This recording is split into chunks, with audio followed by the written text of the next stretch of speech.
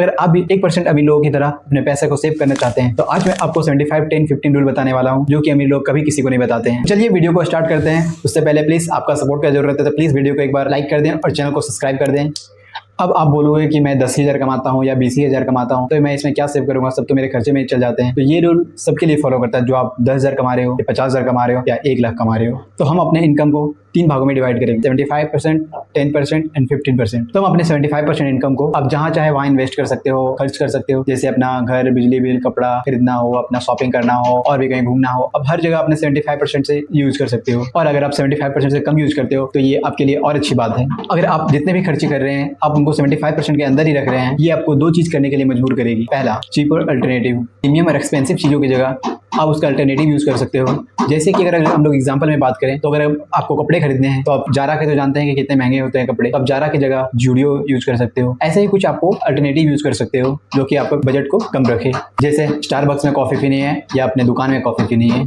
अब आप सोच रहे होंगे कि बड़े लोग ज़्यादा पैसे खर्च करते हैं, वो कोई भी चीज़ में बार्गेनिंग नहीं करते हैं। तो मैं ये बता दूं कि आप गलत हैं। वो लोग और बार्गेनिंग करते हैं, वो हर एक पैसे का हिसाब रखते हैं कि कितना पैसा कहाँ जा रहा है। Second is focus on value. अगर आप अपने पैसे को कहीं ज़्यादा खर्च कर रहे हैं तो ये आपको खुद से पूछना चाहिए कि क्या वो आपके लिए वैल्यूएबल है भी या नहीं। जैसे कि आपको कॉफी पीना पसंद है और अगर आप स्टारबक्स की कॉफी पीते हैं तो वो आपको एक बार खुद से सोचना चाहिए, पूछना चाहिए कि क्या वो आपके लिए वैल्यूएबल है। क्या वो आपका 500 का कॉफी वो आपको दिन भर प्रोडक्टिव रख सकता है? क्या वो आपको दिन भर स्ट्रेस से बचा सकता है? क्या वो आपको दुनिया की सारी खुशी दे सकता है? अगर हाँ तो वो आपके लिए वर्थ इट है, वो आपके लिए कॉफी 500 से ज्यादा वैल्यूएबल है। और अगर नहीं तब तो आप समझ ही गए कि आपको क्या करना चाहिए। यही एक और बड़ी आती है कि लोग छोटे छोटे जगह से तो पैसे सेव कर लेते हैं, बट जब कोई बड़ी चीज खरीदनी होती है तो वहां क्या करते हैं कि जहां जितने भी वो पैसे सेव किए होते हैं सारे के सारे दे आते हैं। वो एक बार भी सोचते नहीं है कि क्या वो चीज जो मेरे लिए वैल्यूएबल है भी नहीं जो हम ले रहे हैं। जैसे कि अगर हम लोग बात करें अगर किसी को कार लेना है या फिर महंगे फोन्स लेने हैं तो वो महंगे महंगे फोन्स या महंगे कार ले लेते हैं, लेकिन एक बार उन्हें सोचना चाहिए कि क्या वो उसके जगह अल्टरनेटिव यूज कर सकते थे।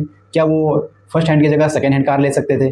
वो आईफोन्स की जगह अपना कोई भी एंड्रॉइड सस्ता फोन ले सकते थे, जिससे कि उनका काम तो सेम ही होगा, काम तो सेम ही चलेगा। अब 10%, ये फंड हमें अपने इमरजेंसी फंड के लिए रखने चाहिए।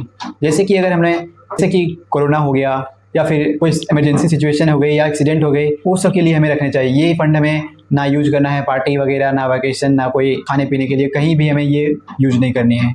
ये बस हमें इमरजेंसी फंड्स के लिए रखनी है ताकि ऐसा कभी क्रिटिकल सिचुएशन आ जाए तो वहाँ अगर हमें कोई और जगह से पैसे नहीं आने की संभावना है तो हमें सबसे ये लास्ट में हमें ये चूज करना है कि हमें यहाँ से पैसे निकालने हैं। तो आप ये कर सकते हो कि अपने 10% हिस्से को अपने इमरजेंसी फंड के लिए स्टोर कर सकते हो। और जब आप ये स्टोर करने लगो तो आपको एक क्वेश्चन आएगा कि आप इसको कब तक और कितना हमें सेव करना चाहिए। तो आपका टोटल मंथली एक्सपेंसेस जितना भी आते हो उसको आपको 5 से मल्टीप्लाई कर देना है और जितने भी अमाउंट आएंगे उसको उतना अमाउंट तक आपको सेव करके रखना है। क्योंकि आपको अगर कभी भी ऐसा हो तो आपको कम से कम 4 से 5 महीने तक का आपका बैकअप प्लान हो पहले से, तो आपको वो 5 महीने तक के लिए अपना जितने भी अमाउंट उसमें आ रहे हैं आपको वहां तक सेव करने हैं। और आप सेव करने के लिए आप यूज कर सकते हो, जैसे कि जनरली लोग पीएफ में पैसे रखते हैं या फिर सेविंग अकाउंट में पैसे रखते हैं, लेकिन हमें उसमें नहीं रखने हैं क्योंकि वहाँ हमें 5 से 6% तक का ही रिटर्न मिलता है। और अगर हम लोग स्टॉक्स में, म्यूचुअल फंड्स में या फिर गोल्ड में अगर इन्वेस्ट करते हैं और वहाँ पे स्टोर करते हैं तो हमें वहाँ पे कम से कम मिनिमम 15 से 20% तक का रिटर्न मिलता है। तो हमें स्टॉक्स में इन्वेस्ट करने चाहिए। अब नेक्स्ट हो गया हमारा 15%। इस 15% फंड को हम अपने फ्यूचर्स के लिए अपने